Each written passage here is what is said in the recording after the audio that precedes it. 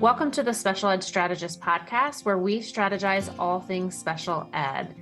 I am excited to have this conversation with you guys, to listen and seriously grab paper, some pens, coffee, whatever you need, sit back and get ready to absorb this information, coming together and collaborating, cooperating, compromising to come and find a beautiful consensus to better support the children that we serve. I am your host, Wendy Taylor. I am a mom and special educator. I have sat at both sides of that IEP table as a parent and a professional. And over the last 25 plus years, I have made it my passion and mission to help parents and professionals bridge learning gaps, access special education services, and build kick-butt IEPs. If you want more tips, show us some love on social at Learning Essentials. If you are new to our podcast, give us a download, a follow, a like, or a share. Let's get ready to strategize special education style. Welcome. I am so excited to have you, Dr. Walsh, on the show. And before we actually hit record on this episode, I did say to Dr. Walsh, it's been a long time coming. So Dr. Walsh and I have been in touch for a bit, several years.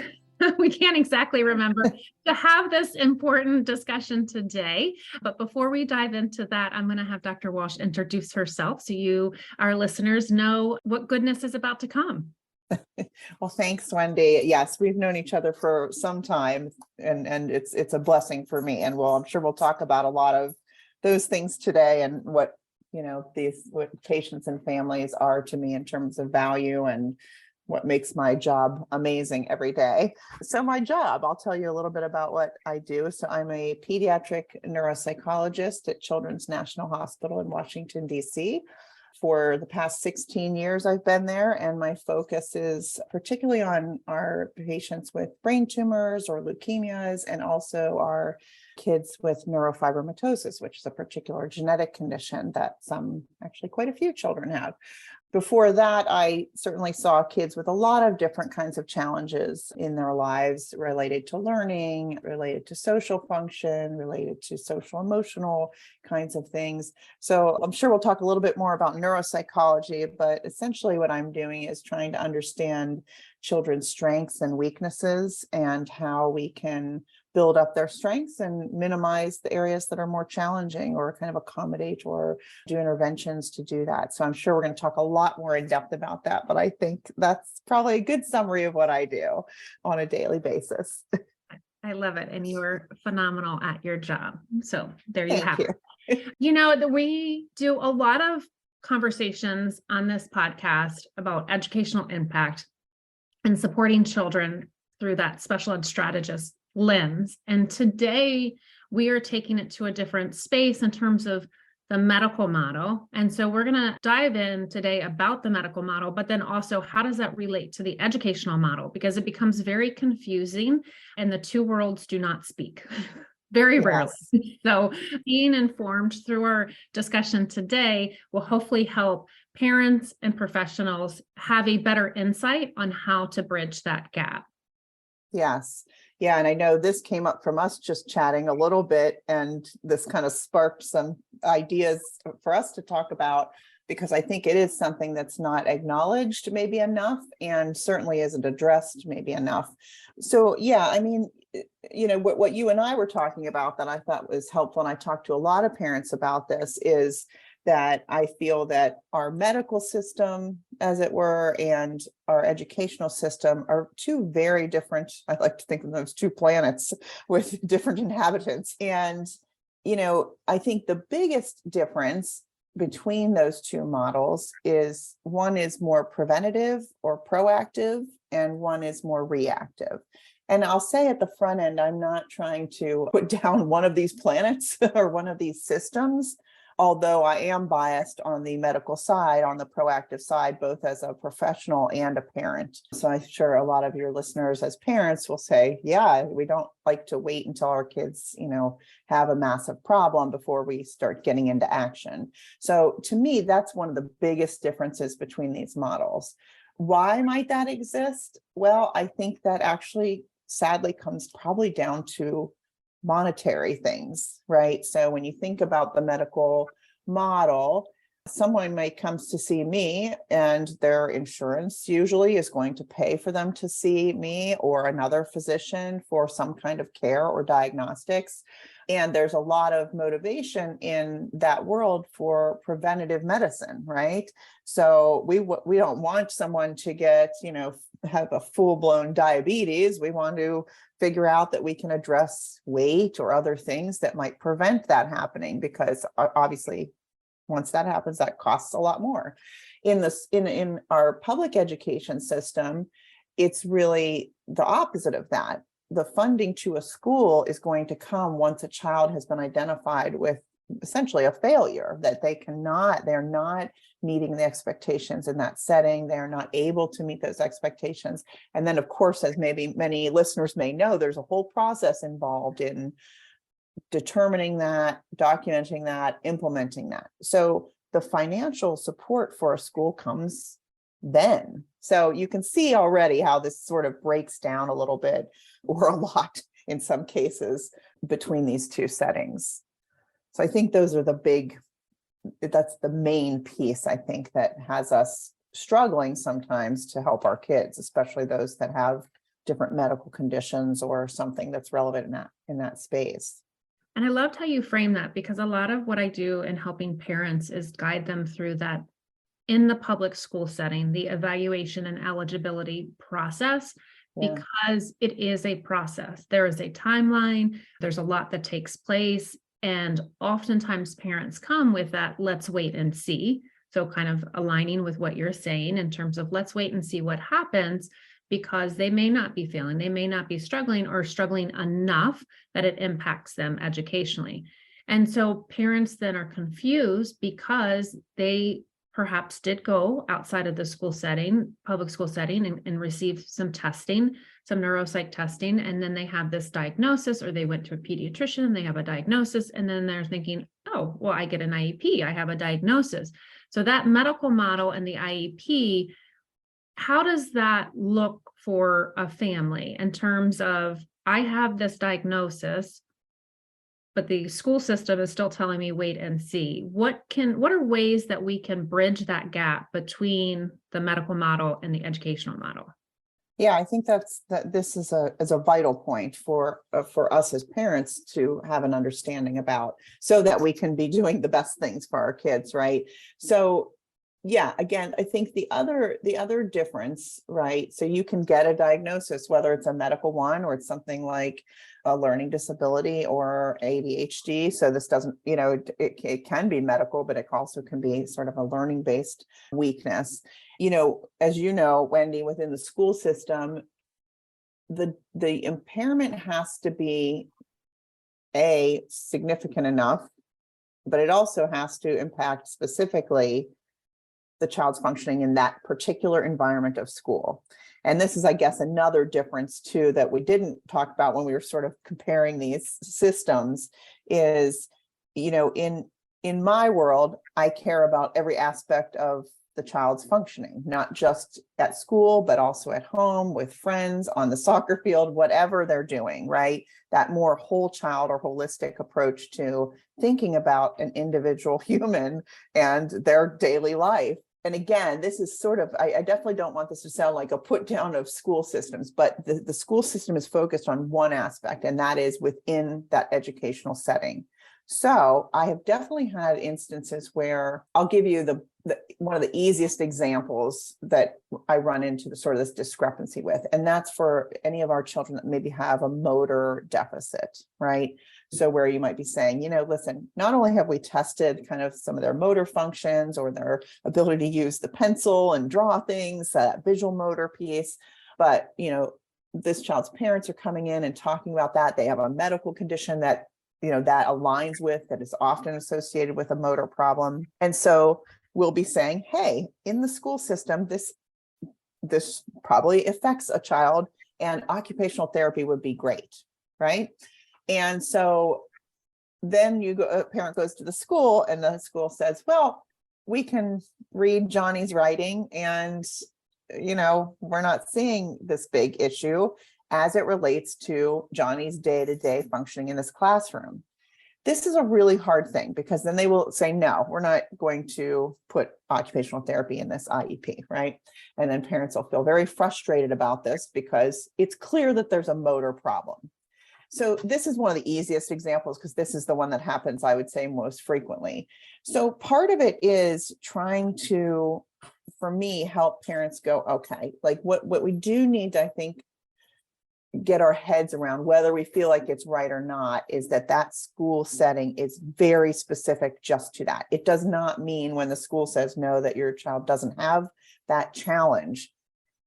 It just means it's not significant enough in their opinion to provide a service there. So I think for me, I want to try to help parents understand that the school isn't a therapeutic setting, right. Truly, right?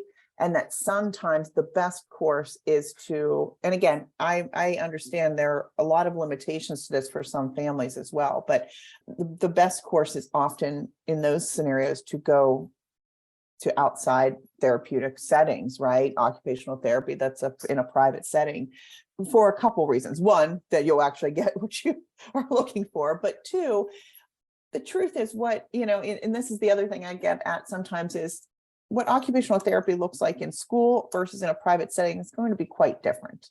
So often, even if occupational therapy, for example, is built into an IEP, it's a consultative service. It's not a therapy at all. Okay, that we know is sort of, maybe we're going to put something on a pencil, we might get a slant board, there's some things that can be plugged in, but it's not really a therapy like we are all thinking about, an intervention to actually improve motor function globally. So I think it's important to understand those differences as well. And to, for me, again, as a clinician and a parent, is like adjusting our expectations of what these systems will or can do as they exist. I think we'd all agree we could talk for hours about how we could improve our public education system in a lot of ways, but I always like to ground in like, this is what the systems are at the moment. And so how can we navigate these in the most successful ways for our kids? So I think that's the easiest example, but these kinds of things can happen in other ways as well, whether, again, we're talking about attention, or we're talking about a medical condition that we feel impacts our children on a day-to-day. But again, the school has to then determine if that meets their criteria for, what they'll call an impairment or a disability. But then the second, part B is that it impacts your school day. That's right. So that's a tricky one sometimes. It is a tricky one, and setting those expectations is important. It's critical for parents. And I love how you described kind of what that model would look like, again, with OT in a school setting versus in a medical setting. And, and I tell parents, if you absolutely were looking at that whole child, looking at the daily life, kids are in school for quite some time. So can we, and oftentimes what's impacting a child outside of school is impacting that child inside of school. So it's really setting up that, not argument, but setting a very clear path to what are the impacts for the whole child. And that's why we call it an educational impact, because oftentimes I've seen schools and districts and teams get focused on the academic impact, but let's look at it's called educational impact for a reason. From the time you get off the bus, go throughout your whole day to back onto the bus. And so thinking about, pencil grip, but is it impacting how you're eating your lunch or your times in recess or how you coordinate and interact with your peers? And so really educating, setting those expectations, educating parents on, it's beyond the academic impact. Where is that? And then also having that conversation with parents that, yes, you may get services within that school setting, related services, speech and language, OT, PT, but what happens if that provider is not available? Right. And, and now recently with our decline of folks wanting to be in education, sometimes the school is pulling different staffs to cover classes, and it's happening. And so I then encourage parents to ask the question, when was services, when did it take place, where is it taking place, and ask a lot of those questions so you better understand, are those services actually happening within the school day? Right, right. Yeah, I think that's definitely important because I think we all know when our kids come home and we say, what happened today? Did you have this, even if it's just a class question, but then Yeah. particularly if a kid, if your child is someone who should be serving services, it's hard to know based on our kids' report if something happened or not, right?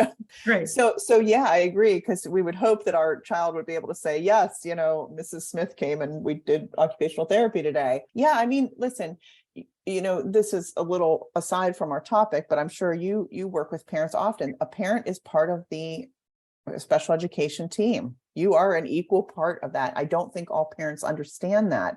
And, that's another thing that I try to sort of, again, educate like you have too, is people to understand that you have the right to ask questions, that you have the right to not totally agree with a plan and come back to the table with it.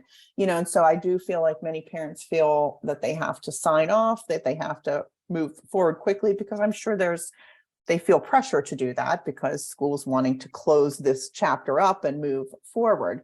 But I think it's okay to, again, as you say, ask the questions, get the details, because if we don't and we just assume it's happening, hopefully that is the case. But we've seen big city-wide scenarios where kids were not getting any of the services, and that's illegal.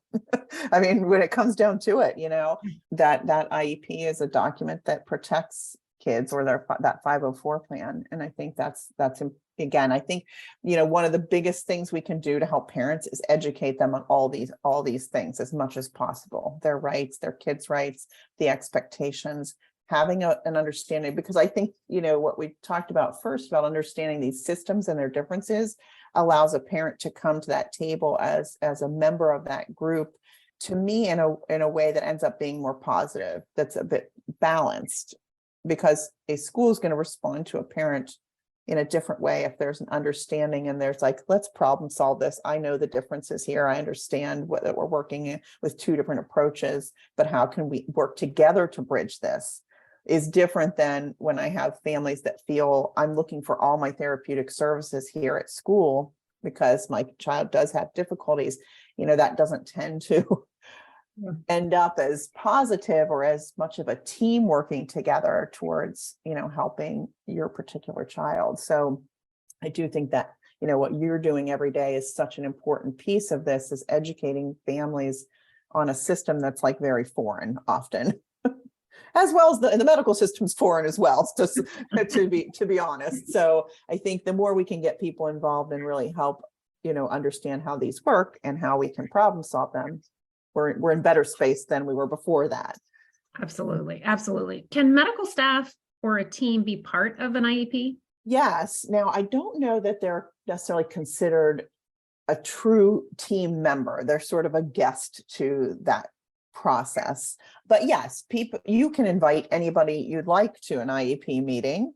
Neuropsychologists who have evaluated children can be part of that. A lot of thankfully for telemedicine and Zoom now, we're I think more able to. We weren't that able to sort of travel in our car to schools very often, but we've been able to be involved in meetings a lot more where we can speak to our own test results, because sometimes there are questions or a school would like to do additional testing, and figuring out if that's necessary or not can be helpful. But also, I think, again, to the point of these systems, can we bring to those meetings, can we assist a school in understanding what sometimes might be a medical condition that they've never had another student with? The kids that I work with, that's not uncommon, that a school is not familiar with their medical condition, their medical disorder, and how that does impact their daily life, including in the school system. And I'm not even just talking about physical needs. Some of them are, right? Whether there's a fatigue issue and, but even those cognitive and social aspects of a particular disorder, a lot of times school, I think it always tends to get simplified down to the check boxes. And I think actually you and I were talking about this as well, is that very rarely maybe never do the patients I work with fit nice and neatly into one of the checkbox categories on the piece of paper that we're trying to complete.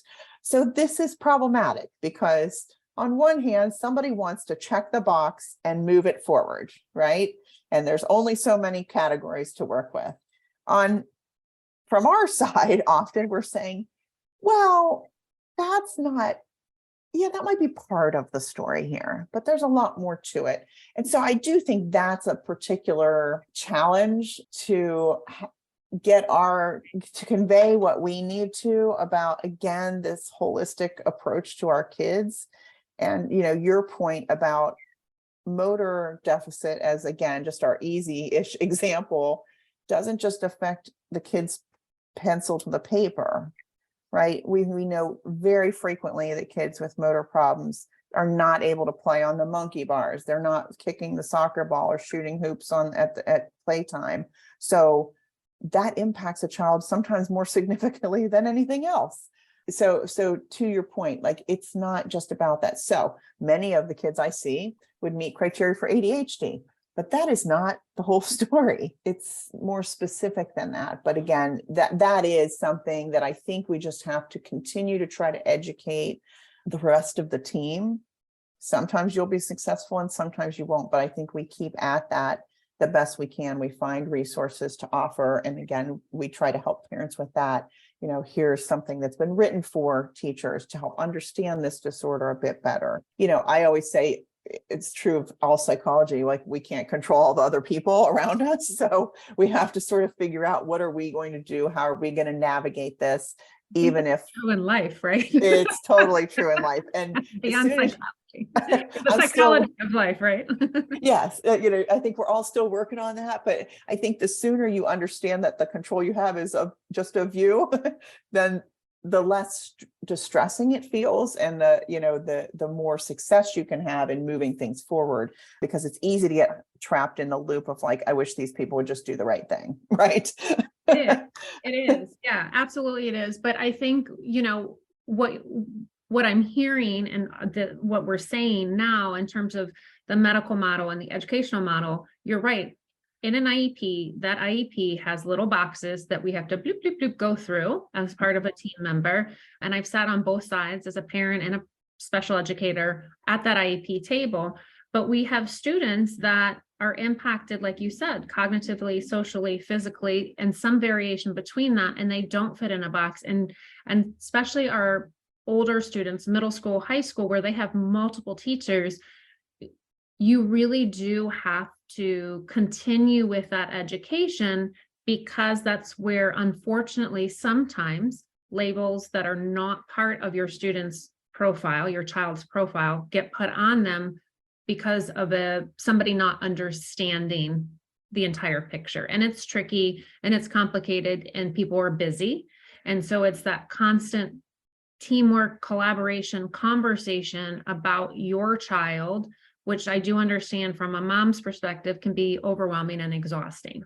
Mm-hmm. And so really kind of either reaching out to somebody that can help you continue that conversation and be that quarterback, like an educational therapist or somebody, or an advocate that can help do that, or just be prepared that you're going to be having this conversation about your baby a lot. And it's not just at your annual IEP. Yes, I think that's another great, a couple points you bring up that make me think about other things. Yeah, the system is set up to meet once a year, right? Maybe. Yeah, once a year, and evaluations not once a year, but when in working with children, there's a lot of development that goes on in childhood, right? And so, that's exactly right. I think it's a very hard additional parent job, but being on top of that, always asking questions, checking in is important, because your child is one of many with IEPs. And to your point, the teachers are really trying to do everything they can for a lot of different students.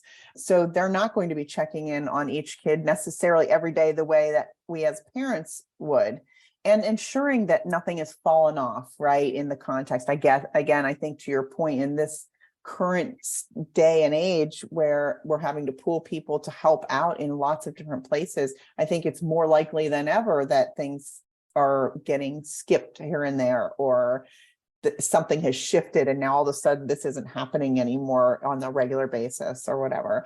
So I think that's important. And if I can go back to sort of the checkbox part of this conversation, this again would be another difference for me in how I'm operating in a medical space versus an educational space. So it's sort of, I'm going to align diagnostics with this categorization in an educational setting. Diagnostics to me in a medical setting is extremely important. Not that to put labels on kids, because I kind of am pretty conservative with that, but to get it as right as possible.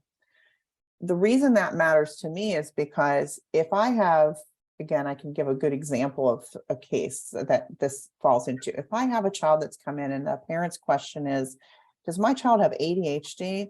Or does my child have anxiety that's making him or her look like they have ADHD? Because they can look very similar. It's really important for me to figure that out, whether it's one, the other, or maybe both, because some kids really do have both.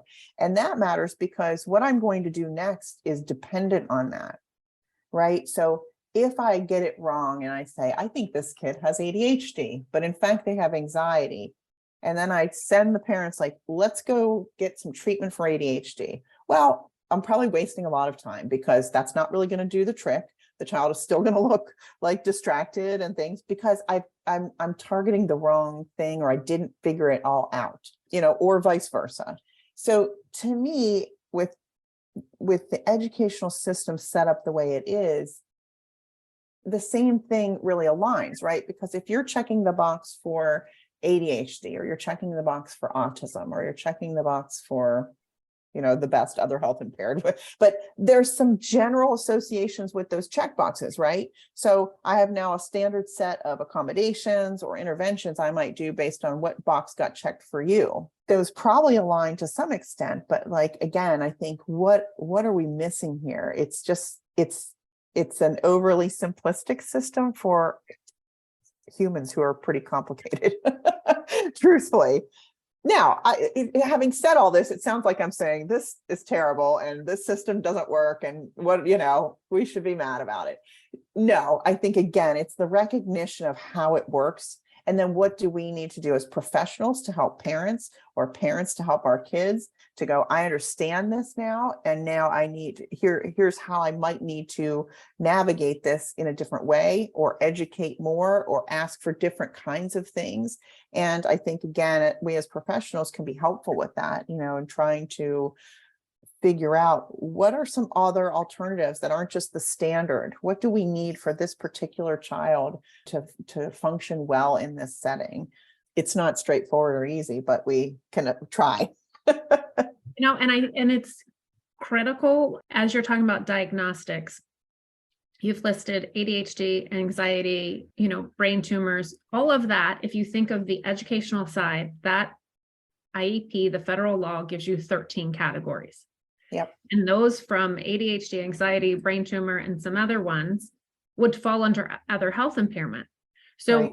As a special educator, if I receive on my caseload a student that has OHI, it's my due diligence to dive deeper to see, okay, what does this look like? Because those three things I just listed look extremely different, and they're extremely different for each child. And so kind of back to your lens, how do you help parents? Well, I know you educate them on, being very thoughtful in terms of that diagnostic component to help kind of give a brighter picture of what is happening with that student.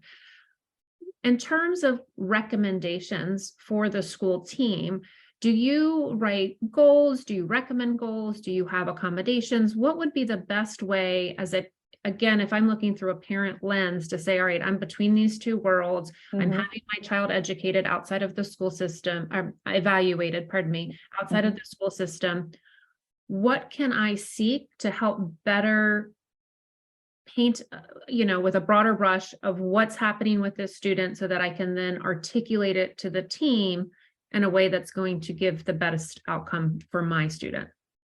Yeah, I think, within the context of doing a neuropsychological evaluation, diagnostics is one piece of it, but what we're really trying to understand, like I was saying at the beginning, is the whole profile of a child.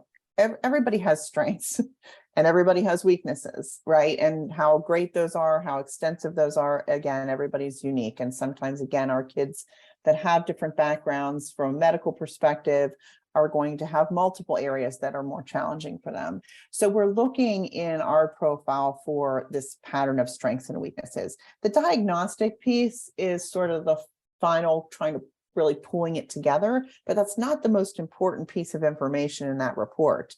It is helpful in some context, but to your point, 3 kids with ADHD are not going to look exactly the same. They have similar symptoms. That's how they are diagnosed, but they are still unique individuals. One might be very hyperactive. The other might be predominantly inattentive. That's 2 very different needs that those children would have. So within the context of the evaluation, I'm looking for the hows, right? I'm looking for, how does this child manage this particular set of tasks? Maybe it's a memory test, maybe it's an attention test or an executive function test. If they're good at it, why? If they're not very good at it, why? Right. So again, even the data itself only tells part of the story, right? And if anybody's had an evaluation, hopefully what you've also gotten with that is the qualitative observations of the neuropsychologist within that testing. Sometimes that's one of the most important pieces of the evaluation, honestly. Again, another example, if I give a reading test where I'm asking kids to read single words, right? One of these tests is not timed. So I can get 2 children with the exact same score on this test.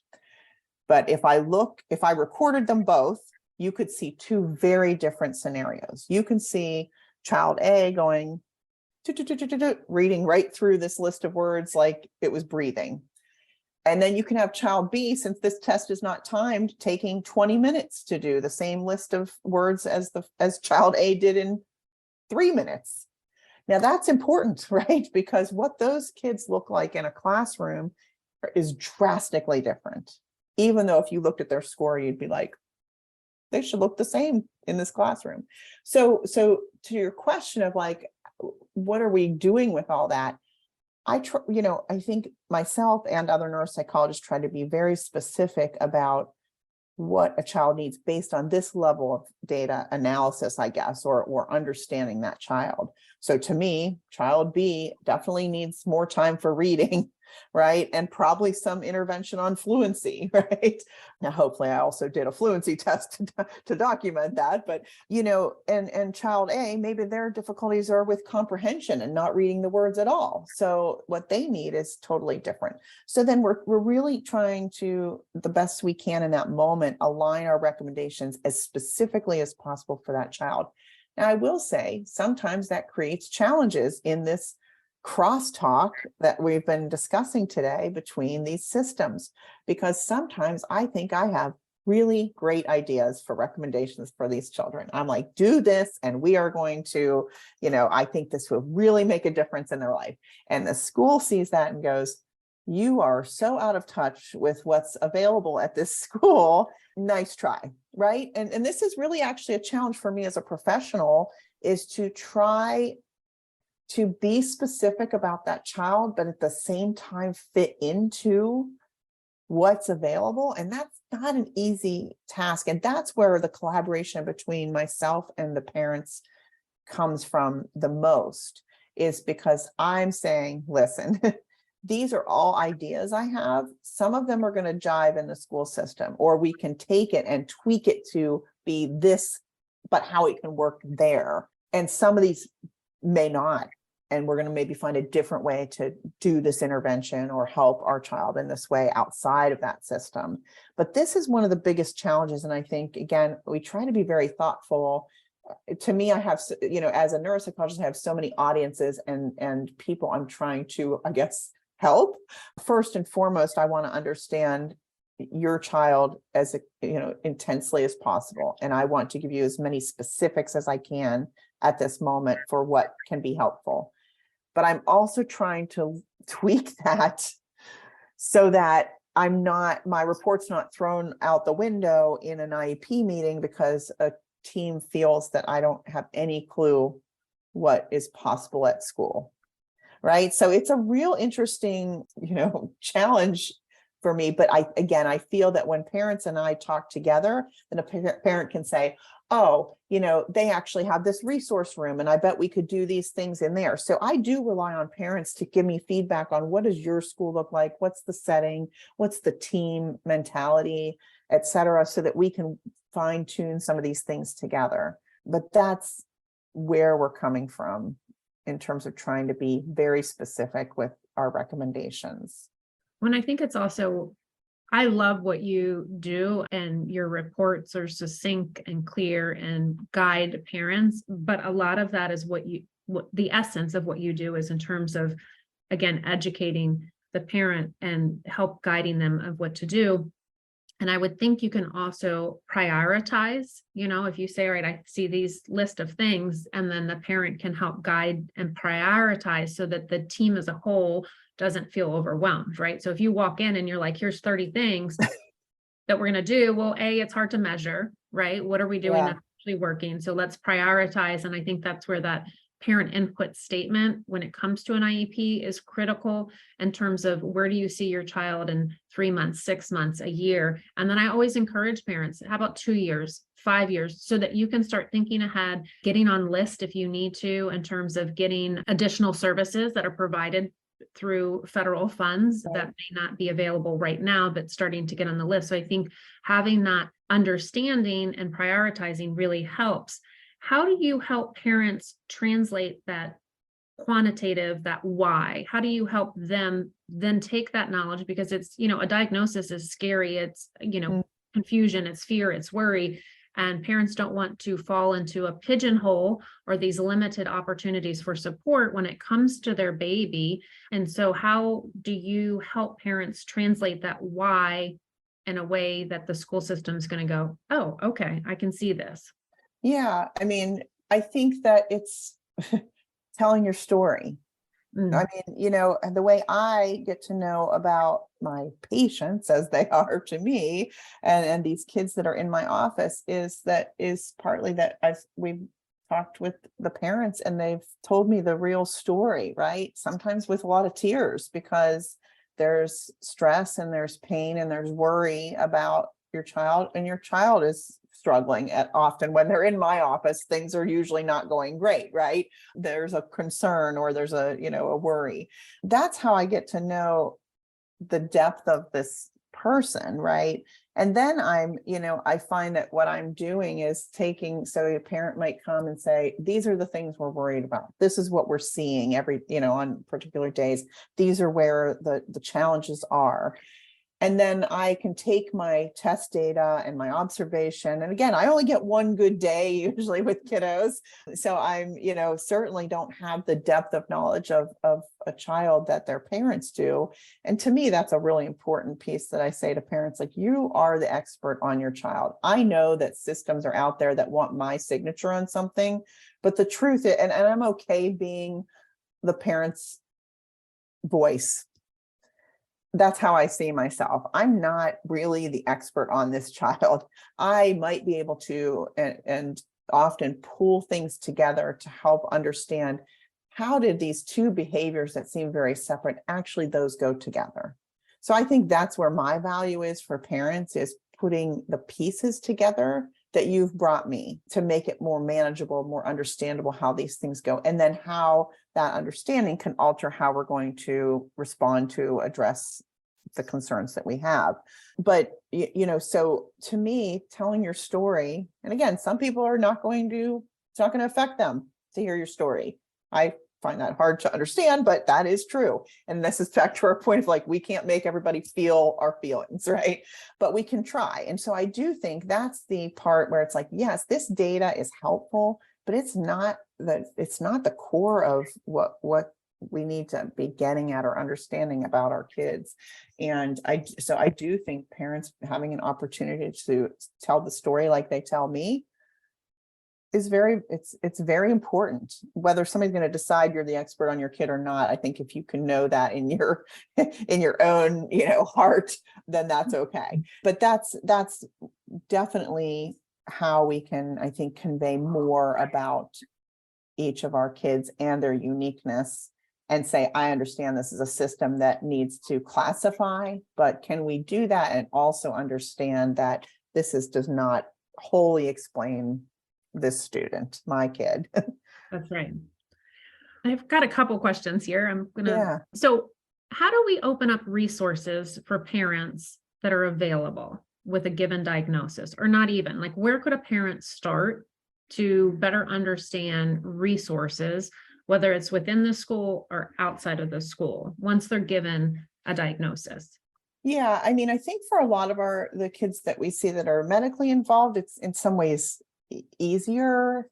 Although I hesitate to say that these days, I feel like it's very hard to access resources, especially mental health resources right now. It's a real problem, honestly, and something that sort of bothers me on a daily basis is that even as a practitioner, I sometimes have trouble getting people connected with what they want. But your physician teams and your psychologist, anyone you're working with is a good place to start.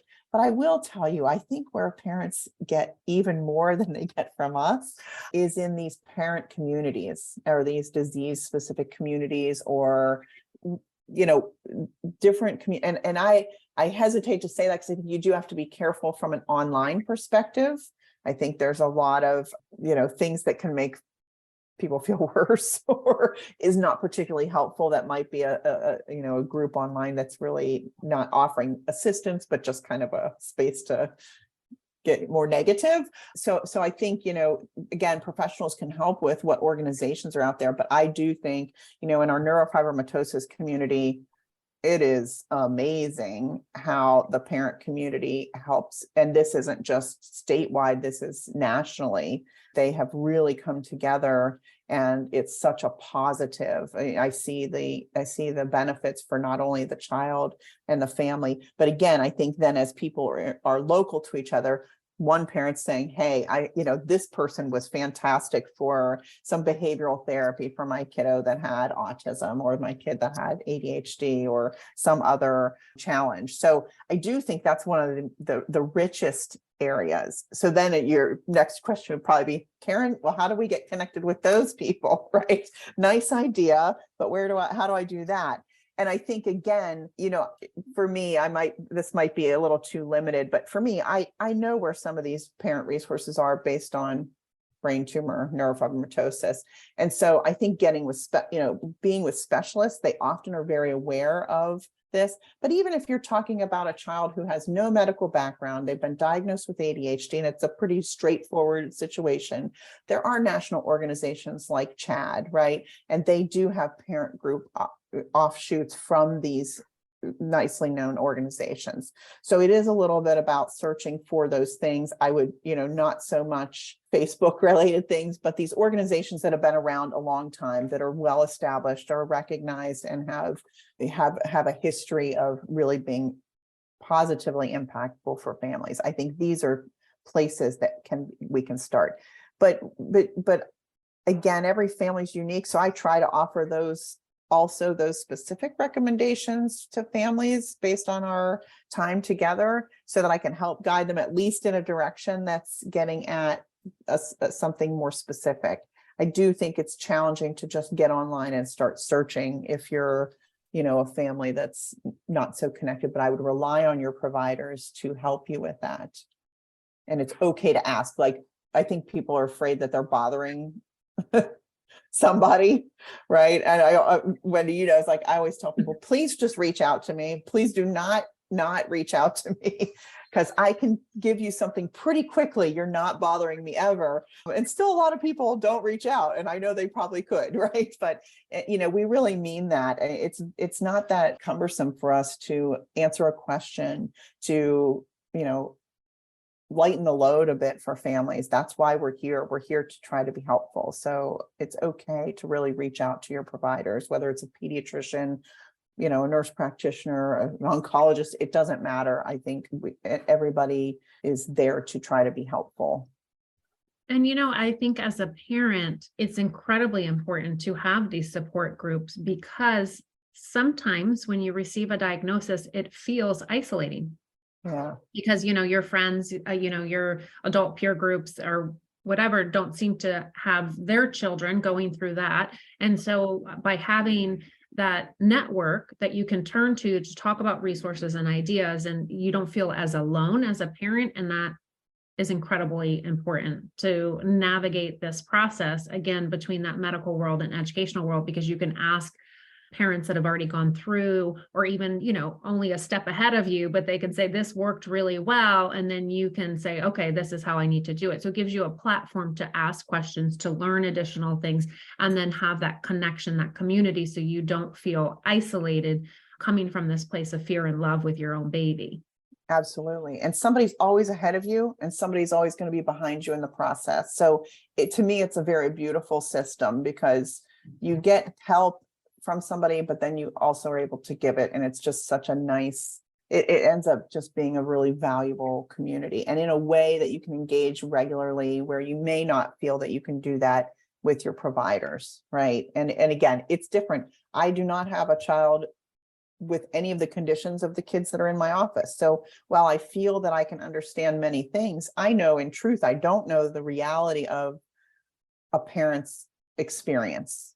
And that's important to acknowledge, but other parents will have the true, the true feelings and experience that you have had as a parent. Again, whether it's something that feels very serious or seems less serious, it's all serious. It's your child, right? It's all important. It's all, and there's one thing is not worse or better than the other. It's all your own experience of trying to make sure your child is good, is going to go, we always talk about the goal of all this is that this child is going to go out into the world one day on their own and live the life that they want to live. And that's the goal of all of this, right? Is can we get them from here to there, whatever the challenges are, and we're trying to keep them moving in that direction. We all know that great things happen when there's data, right, to reference. Can you talk a little bit about the testing report? We've kind of mentioned it throughout, but how can reports be used to set up a student for better outcomes in school? Yeah, I mean, our intention, right, is, and I say to parents, this report is a tool for you. So I always tell them, if something doesn't make sense, if you're reading this and you're confused, you need to get back with me, because my job as a professional is to present the information in a way that is understandable to you as a parent, and to a teacher or a school system, and to the physicians that have referred your child to me, perhaps, right? I think over 16 years, I've got a pretty good system now, but reports can look a little different, but I would generally say they have the same components, right? So they're going to talk about the history of that child, because that's important to understand risks or other things that might have impacted their development. We will then summarize, and what we're looking for in our testing is themes and data that kind of, what we say, hangs together. So one bad score on something isn't really important. So we might say, hey, that happened, but guess what? The fire alarm went off during the testing, and you can kind of not worry about this particular score, but we're going to put together the story. This is the story of this kid. These are the strengths that this child has. These are the areas where there are more challenges or difficulties, and this is how those are impacting his or her life. Then after that is, perhaps if there's diagnoses to make, those should be included in the report. And then should include any and all recommendations that we think are going to be helpful. I think your point, Wendy, earlier is very important too. And I've started really trying to do this with families over a number of years now, of prioritizing. Because I think, again, as a clinician, we realize I was trying to be helpful with giving you 600 recommendations, but realized that is not always that helpful. So paring those down, I feel like we were trained to believe that more is better, but I don't feel like that's always the case. So I have definitely worked with parents to say, listen, I know this is overwhelming, because the reports are overwhelming. right? Even a relatively concise one like mine, including the data tables, is probably 12 to 14 pages long, right? So it is overwhelming. It is a lot to take in. I do this every day, so I understand these data points. I understand what I'm saying. Most people don't do this for a living. So it is really important that I'm as concise as possible, that my recommendations are as meaningful as possible and as specific as possible. But even then, I'm still going to have a good bit of things in there for you. So I have said to parents, listen, there's a lot here. These are not totally prescriptive, right? These are ideas to pull from. You're not going to do all these. Some of them you may never do. You may try one, it does not work so well for your child or in this circumstance, but my second one works better. So I do try to say these are all a bank of ideas that we can, you as a parent can partly look through and go, I know this is not going to work for my kiddo because we've tried that. Okay, great, right? Like, leave that alone. But then I say, here are my priorities, right? So if you have a child with anxiety and ADHD, and I don't know which one's worse, I'm probably going to say, let's look at, here's what we're going to do first, because if we treat the ADHD, that's going to help us understand what's going on with the anxiety. So let's start there, right? So I'm going to prioritize like the top 3 to 5 things. And in some instances where there's a lot going on, I might say, we're going to start with these 2 things. Let's get that going and then circle back to me. Then we'll come back to where we are at that point. I also try to help parents with their education meeting, right? That I recommend parents, if there's 2 parents, sit down together and say, out of the things I've said, especially if you've tried some of these at home and they work, write these things down. Go to this meeting with your top 3 requests. What's the most important to you out of maybe these 20 things that we're trying to address? You won't do them all at one time, and neither will the school. But if you can go in with a pretty focused agenda and say, this is the outcome of this evaluation. We know it's a lot, but we'd like to, for us, the priorities are A, B, and C. Can we just start by talking about those and how we can implement different supports or interventions around these particular 3 things to start? And then we'd like to have another meeting in 3 months to talk about how those are going and what additional things we might be able to plug in then on some of these other areas where we're concerned about, but maybe we're not in the top 3. So I think by breaking that down, it seems very reasonable to schools. It seems like you're trying to work with them and not come in with the list of 30 and they're going, you people are crazy, right? Like, we can't do all this stuff. So I do think, by a school feeling like you understand the boundaries that they have to work in or the limits that they have based on the system, can be a really nice, positive, collaborative that ends up getting your child what they really need. So I do think that's an important part of that process of going in and trying to really be a team member as much as possible, and with some what feel like reasonable starting requests, right? I think you can get further with that than other approaches. And it's not overwhelming.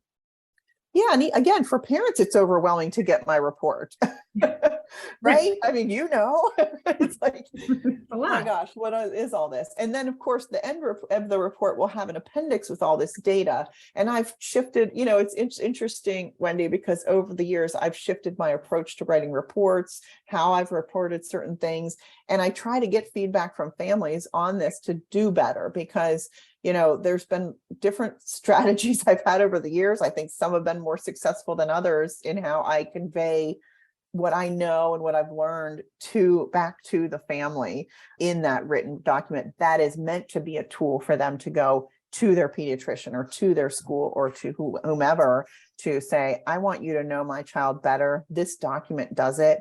And I can also I want you to be able to speak to the document if I'm not there. So it is really important for me that it's a comprehensible document that you actually feel like you can navigate in a meeting. I love that. Hopefully I do okay on that. You do. I've read them reports. They're phenomenal. So kind of as we wind down our conversation, what did I not ask? What did I not know enough to ask? Well, I think you're pretty on target with it. You've been involved with me for a long time. So I think I think you actually have a very unique perspective in terms of what you do and also our engagement together. But I guess it's not necessarily what you didn't ask, but it is one of the questions I know that you do sometimes ask. But what I think I'd like to say to parents, and I think is really important, is trust yourself and your instincts about your child, and understand that you are probably doing way better than you think you are. You know, this is usually my parting words to many families. Is there's a lot of fear in families that I've missed an opportunity, I didn't pick up on this thing, or I didn't go do this or get this assessment or do this intervention, and now we're here. And I really don't allow my parents to do that to themselves, because we're all humans. Your instincts are better than you think. And so I think it's important to follow them. I do think that many parents are surprised when I say, actually, you're doing a bunch of things I would have told you to do. So you're doing amazing. You understand your child. You're intimately connected with that other human. And I think more parents are doing all the things that are helpful without even realizing it. They think they're coming to me for an overhaul. And usually I'm just saying, we just going to tweak a couple things. We have this beautiful foundation of love and support, and you're adjusting to your child without even realizing it because of being connected as a parent. So it's not even something you didn't ask, but something I think is really important for parents to take away when they work with me, is that it's all okay. We have not destroyed our children by starting an intervention 6 months later. We haven't. If anything, there are more beautiful things going on within families than they realize, and more things that have actually promoted that child's development. And I love that part of my job, to say, you are actually doing a beautiful job with what you're doing. And I'll help you tweak a couple things or problem solve a couple things. But to me, that's a big message for families, particularly with kids who really are struggling or have very significant histories of having medical or learning difficulties, because it's not easy. It's very stressful. It's very hard. You love them and you want them to be okay, but you're doing great. I will say that. I hope that folks that are listening just take this little clip and just make it their daily mantra of Dr. Walsh saying that, because it is true. It's, again, you're from that fear and love. And when you're in it, it's hard to step back and look at that 30,000 view to say, whew, am I doing it? Am I doing it right? And I think that could go to any parent, regardless if there's an impact in any way. What would you, kind of as we close out, you gave some insight for parents. What would you say for either educators or professionals? Any tips in terms of bridging this gap, back to the title of what we're talking about in terms of medical and educational? Yeah, I think that we all get very busy in our positions, right? And I think you have to work hard at being present with the person you're with. Now, that's easier said than done, right? Particularly, I think, for teachers who have a classroom of 30 kids. So I don't know, I don't have the solution to this, but I think trying to, if it's an IEP meeting, be as present as possible in that moment about that child. Or if you're a physician or you're a psychologist, keeping all the distractions out so you can really hear what a parent is saying about their child, to really be listening. Now, that's easy for me as a psychologist to say, because it's literally my job. But I do think that's the important part, is really being present and hearing, because again, the value for me and what helps me understand this child and maybe what they need doesn't always come from my data or a report or a piece of paper. It really comes from the human experience of sitting down with a family, with that child, and feeling what they feel a little bit. So that I think that makes the connection of, like, I'm invested in you now. I'm feeling this fear of the parent, or I'm feeling this concern. I'm with that child and I can feel their nervousness when they're trying to perform. Like, to me, that, I guess it's put yourself in somebody's shoes. I find that to be the most valuable data that I ever gather is I'm able to help you more if I feel like I can at least remotely understand where you're coming from, and true of children too, because I think what I hope I've been good at doing is helping parents also understand that behavior is actually related to anxiety. So even though it seems very oppositional, let me explain what I felt with your child and what I experienced in working with them, because then, how I'm going to interact with that behavior is very different, right? And if I feel like somebody is being oppositional, or I understand that that's driven by an intense anxiety, I'm going to respond to that in two pretty different ways. One is much more likely to be positive and beneficial to the child. So I do think the putting yourself in somebody's boots for a little bit is a really important interaction to have with another human in general. Another life lesson. Life Lessons by Karin Walsh.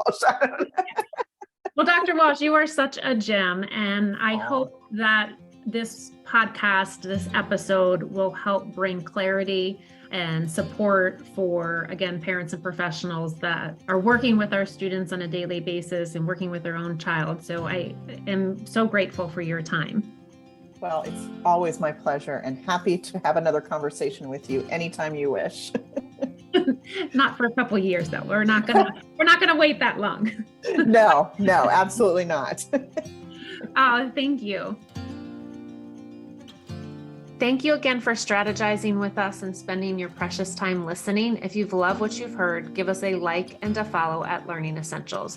Looking for free tips? Head over to learningessentialsedu.com and you can download free tips to prepare for an IEP meeting, plus bonus questions to ask. I am your host, Wendy Taylor. If you need more special education support, visit Learning Essentials, where we provide an individualized and systematic approach to supporting students with various learning needs and differences through academic coaching, educational therapy, and Brain Camp, our executive function support model. If you are a parent, I've got you covered. Head on over to learningessentialsedu.com and I can walk you through that IEP journey.